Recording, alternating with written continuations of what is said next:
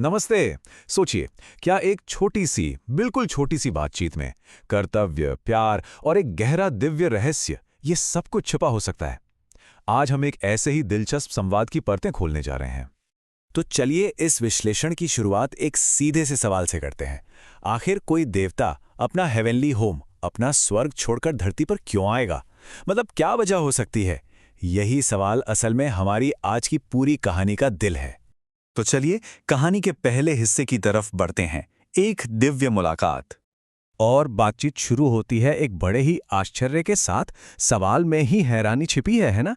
कोई कैलाश जैसी जगह भला क्यों छोड़ेगा?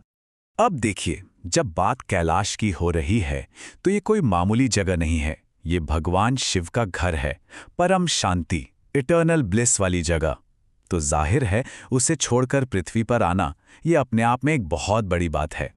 अच्छा, तो इस अनोखी यात्रा का ऑफिशियल रीजन क्या दिया गया? चलिए देखते हैं। और जवाब मिलता है बिल्कुल सीधा साधा, लॉजिकल जवाब। एक देवता, महादेव, अपने सबसे बड़े त्योहार के लिए अपने लोगों, अपने भक्तों के बीच आए हैं। ये तो उनकी डिवाइन ड्यूटी है। और हां, महाशिवरात्रि कोई आम त्योहार नहीं है। ये the great night of Shiva है। अंधकार पर, इग्नोरेंस पर जीत का जश्न। तो ऐसे में महादेव का धरती पर होना भक्तों के लिए कितना जरूरी होगा, यह हम समझ सकते हैं।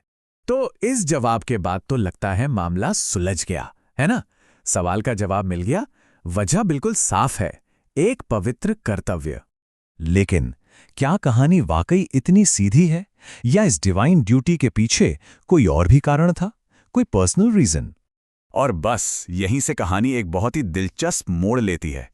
हमें इस दिव्य सफर के पीछे छिपे एक पर्सनल एंगल की झलक मिलती है। अब जरा इस लाइन को सुनिए। अरे वाह, ये एक लाइन तो पूरी कहानी का मतलब ही बदल देती है। अचानक से ये सफर सिर्फ ड्यूटी का नहीं, बल्कि किसी पर्सनल झगड़े का नतीजा लगने लगता है ना? जैसे घर में कोई बहस हो गई हो। तो अब हमारे सामने दो वजहें बिल्कुल साफ हैं। एक तरफ बताया गया कारण, दिव्य कर्तव्य, और दूसरी तरफ जो हिंट मिल रहा है, एक व्यक्तिगत संघर्ष। और बस इसी एक लाइन के साथ कहानी का पूरा पर्सपेक्टिव ही बदल जाता है। अब हम सिर्फ एक भगवान को नहीं देख रहे, बल्कि एक पति को भी देख रहे हैं जो शायद अपनी पत्नी से नाराज होकर घर से दूर चला आया है। तो ये जो तनाव है, ड्यूटी और प्यार के बीच का ये संघर्ष, इसका हल कैसे निकलता है? इसका जवाब कहानी के आखिरी लाइन में छिपा है। तुम ही मेरी संध्या, ओ गौरी। बस ये लाइन सब कुछ साफ कर देती है। ये एक इतनी गहरी बात है जो बताती है कि चाहे कितने भी मतभेद क्यों ना हो, आखिर में प्यार ही सबसे ऊपर है। सोचिए, इस एक लाइन में सारा गुस्सा, सारी शिकायतें, सारी दूरियां सब जैसे पिघल जाती हैं। ये दिखाती हैं कि बाहर से चाहे जो भी झगड़ा हो, अंदर का जो कनेक्शन है वो अटूट है। और संध्या का मतलब, ये सिर्फ शाम की प्रार्थना नहीं है, ये एक बहुत ही पवित्र डेली रिचुअल है। तो किसी को अपनी संध्या कहना मतलब ये कहना कि वो इंसान किसी के वजूद का, किसी की जिंदगी का सबसे जरूरी और पवित्र हिस्सा है, जिसके बिना अस्तित्व अधूरा है। तो इस छोटी सी बातचीत से हमें क्या टेकअवेज मिलते हैं? पहली बात कि डिवाइन बीइंग्स को भी बहुत ही रिलेटेबल, इंसानी भावनाओं के साथ दिखाया जाता है। दूसरी कि ड्यूटी और पर्सनल लव ये एक दूसरे के दुश्मन नहीं हैं।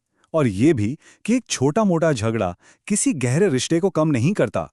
और सबसे जरूरी बात कि कभी-कभी सबसे गहरी बातें सबसे छोटे संवादों में ही मिल जाती हैं।